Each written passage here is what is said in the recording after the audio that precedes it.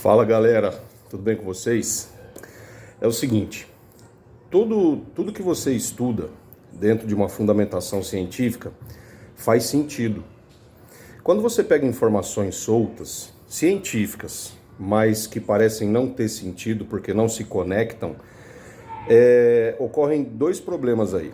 Ou você está querendo aplicar ou encaixar essas informações científicas dentro de uma herança de conhecimento comercial que você já adquiriu em cursos convencionais, ou então faltam ainda algumas informações que te permitam fazer a conexão das informações que aparentemente não tem sentido. Porque uma das maiores belezas da ciência é justamente a lógica das coisas serem compreendidas dentro de uma esfera onde tudo faça sentido, fique mais claro. Mas tem uma outra situação. Por exemplo, quando você trabalha sem ciência, as coisas parecem ter sentido, mas numa investigação mais apurada se percebe prontamente que não faz sentido. Sim, porque toda informação vinda da ciência, ela sempre vai chocar com informações vindas de viés comercial. Então, vou dar um exemplo aqui, tá? De como é que uma informação comercial pode não fazer sentido, ok? Acompanhe o raciocínio. Atualmente, quem acredita nas teorias que foram criadas por viés comercial no meio industrial, por exemplo, acredita que tratamento, máscaras de tratamento de cabelo não atuam na recuperação interna do fio de cabelo, mas tem uma função apenas externa, de trazer ao cabelo condicionamento, brilho, maleabilidade, sedosidade, maciez, enfim, aspectos externos, sensoriais e visuais. Ao mesmo tempo, essas mesmas pessoas, autores, tal, aqui a gente não critica pessoas, a gente abaliza ideias, informações, frente ao que a ciência demonstra. Então, assim, por um lado eles falam, é impossível recuperar o cabelo por dentro. É impossível um processo de reconstrução capilar. Eu Menha, uso essa palavra reconstrução há muito pouco tempo. Só passei a utilizá-la depois que alguns pesquisadores e cientistas começaram a utilizar a palavra reconstrução nos seus trabalhos e publicações científicas. Aí eu falei, frente às últimas descobertas do potencial de alguns grupos de ingredientes na recuperação efetiva da estrutura capilar, já pode-se utilizar essa palavra, entendendo-se bem que a reconstrução não se refere à reposição integral do mesmo tipo ou modelo de substância estrutural capilar que foi perdida ou danificada. Óbvio, Então, só para explicar aí para alguns, que entendam, por exemplo, que reconstrução seja simplesmente como, por exemplo, esse telhado. Se eu perco uma telha, eu reponho com uma telha igual. No cabelo, nem sempre é assim. Você pode reconstruir, você pode repor uma matéria similar àquela que foi perdida. E mesmo assim, funcionar efetivamente num processo de recuperação. Beleza. Mas veja bem, então, voltando aqui ao raciocínio de como uma informação comercial não faz muito sentido. No meio industrial, se produz uma série de artigos que estão presentes em blogs, em canais de redes sociais de formadores de opinião, de influenciadores, que dizem o seguinte: uma máscara de tratamento de cabelo não trata o cabelo por dentro. Tem cientistas que sustentam isso, que apoiam isso, que dizem isso, que ensinam assim, porque não é efetivamente a especialidade deles a função ou a interação cosmético-cabelo. Então muitos acreditam que o cabelo é um agente passivo nos processos de reação química cosmética. Hoje já se sabe que não. O cabelo é um coparticipante, inclusive dos tipos e modalidades de resultados estéticos que uma coloração, descoloração, alisamento ou processo de recuperação possam trazer. Mas eles dão até cursos e falam, não, é impossível recuperar o cabelo por dentro, porque o cabelo não cicatriza, porque não é igual à pele, porque não tem reposição celular, porque não tem corrente sanguínea, porque é uma estrutura biologicamente morta, porque não tem sistema nervoso. E, nesse sentido, eles estão certos. O cabelo não é igual à pele. Agora, a pele cicatriza, o cabelo não cicatriza. O fato do cabelo não cicatrizar não significa que você não consegue recuperar o cabelo por vias de danos que foram promovidos a ele na sua esfera interna, no córtex. Então, se o cabelo não cicatriza igual a pele, então é impossível recuperar o cabelo. Esse é o equívoco deles. Achar que só existe um tipo de modelo de recuperação de partes do corpo humano. Então, a pele cicatriza, danos internos em células vão se recuperar por outras vias metabólicas e outras. Então, se isso acontece dentro do corpo e não acontece no cabelo, então é impossível o cabelo ser recuperado. Não, simplesmente eles desconhecem quais são as vias de recuperação do cabelo, que são diferentes das vias de recuperação da pele e do organismo. Tranquilo. Então precisam se informar e se atualizar em relação a isso, né? Mas olha onde é que está a incoerência. Eles falam, não dá para recuperar o cabelo por dentro. Toda máscara de tratamento só vai trabalhar por fora. Ok. Só que ao mesmo tempo, esses mesmos autores e os que sustentam essas opiniões, eles afirmam que o cabelo tem um pH que precisa ser corrigido. E esse pH, segundo eles, está dentro do cabelo, no córtex. Então eles falam assim, o cabelo tem um pH em média 5. Se você coloca um produto alcalino no cabelo, você desequilibra esse pH, o pH do cabelo fica alcalino. Então você precisa ter uma máscara de tratamento de pH mais ácido para acidificar esse cabelo. Aí é que está a incoerência. Se as máscaras não recuperam o cabelo por dentro e eles sustentam que dentro do cabelo tem um pH que precisa ser recuperado, como é que eles colocam as duas ideias em consonância, em sentido lógico? Se o cabelo tem um pH dentro dele que precisa ser corrigido através das máscaras, mas ao mesmo tempo eles falam que as máscaras não atuam dentro da fibra capilar, então fica difícil fazer a conexão dessas duas ideias. Então aqui eu estou apresentando um modelo de falta de sentido ou falta de lógica em informações comerciais que tentam refutar informações científicas. Então a gente sabe que cientificamente o pH do cabelo é uma condição externa à fibra capilar. A película hidrofóbica que contém o pH capilar só contém o pH capilar porque ali é possível se promover uma ionização da molécula da água por interação com a umidade relativa atmosférica, sim, porque o cabelo é uma estrutura hidrofóbica. E o que é pH? Senão uma situação ambiente química, chamada normalmente de solução, onde é prevista uma interação de uma certa substância com a água, onde seja possível se promover o desmembramento das moléculas que formam uma determinada substância. Então, o pH é manifesto em água. Se o cabelo é uma estrutura hidrofóbica e não conversa com a água, como é que teria pH dentro do cabelo? Se para ter pH seria necessário que houvesse uma interação cabelo-água, nesse nível de poder criar uma ionização da água, porque o pH é isso, é a liberação de H+, né, os hidrônios H+, e a hidroxila OH-.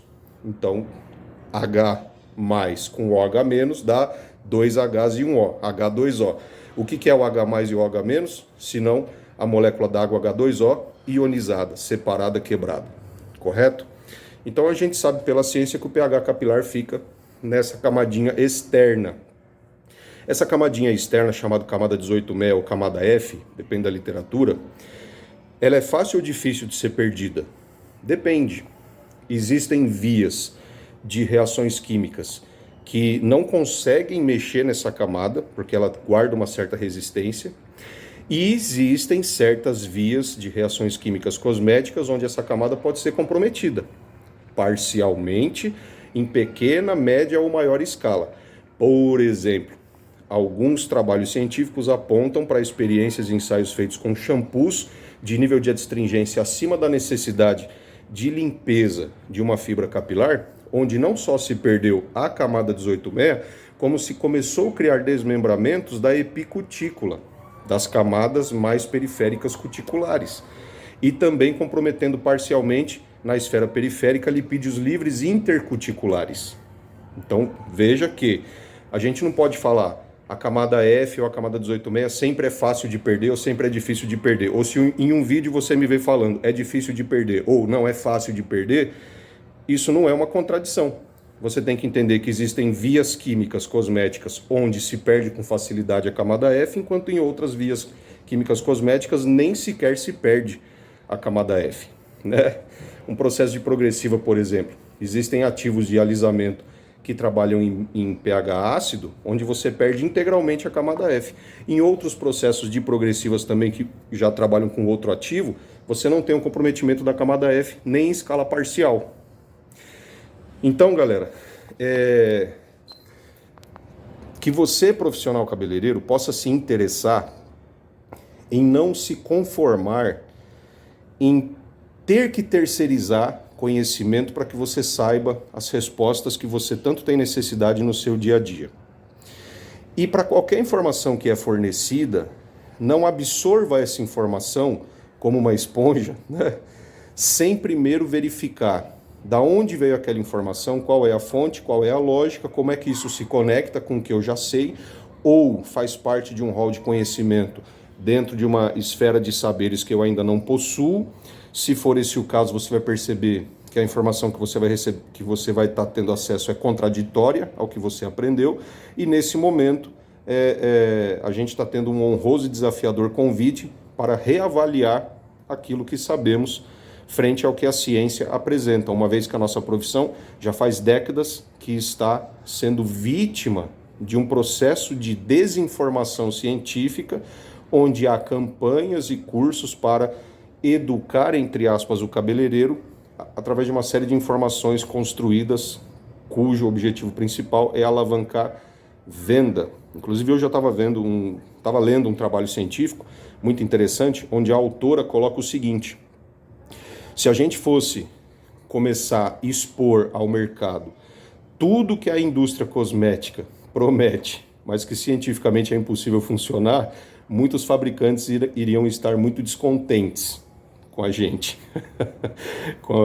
Então, seria muito importante se houvesse um resgate da conexão entre o que se faz comercialmente com os cosméticos para os cabeleireiros, o que se promete, o que se propõe, e o universo da ciência, para que essas propostas comerciais fossem verdadeiras, né? Não fossem alegóricas, ilusórias e prometendo coisas que é impossível das tecnologias cosméticas trazerem ao cabelo.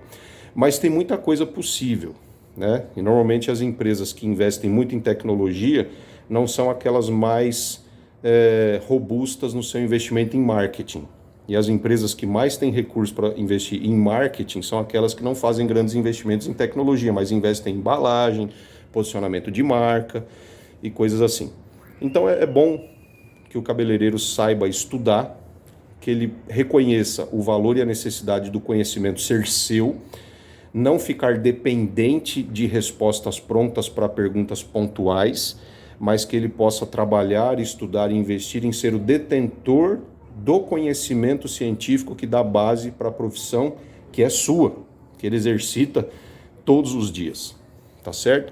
E quando alguma coisa não fizer sentido, ou você está tendo um desafiador e benéfico convite em reavaliar o que você sabe e evoluir nisso, em conhecimento, ou então falta alguma informação que faça conexão entre o que está sendo apresentado.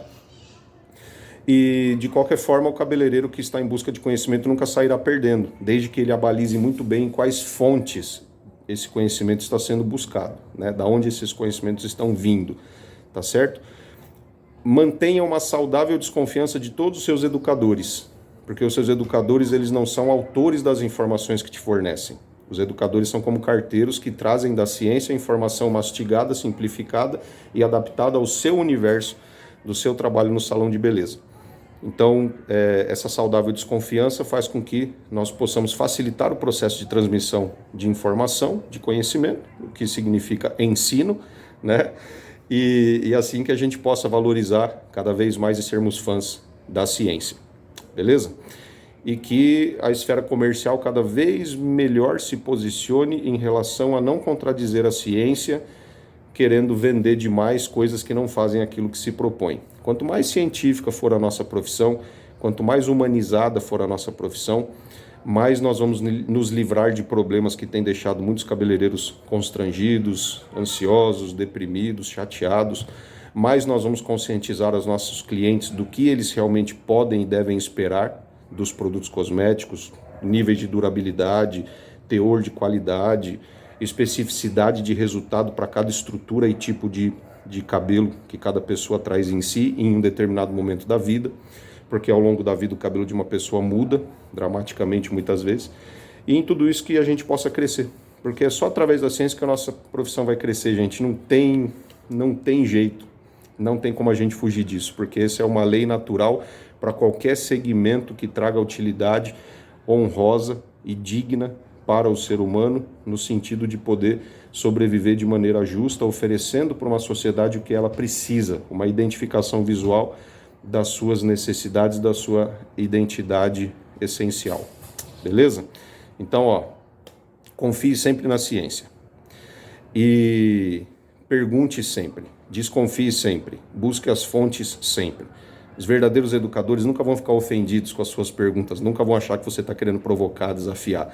Mas os verdadeiros educadores também passaram por essa fase de sofrer o choque de ter investido tantos anos, muitas vezes como eu, em receber um tipo de informação e depois, nos meios acadêmicos e nos centros de pesquisa, perceber que muitas das informações que eu tinha comprado eram comerciais e não eram científicas, portanto não valeria a pena eu mantê-las, sustentá-las e muito menos continuar ensinando-as, né?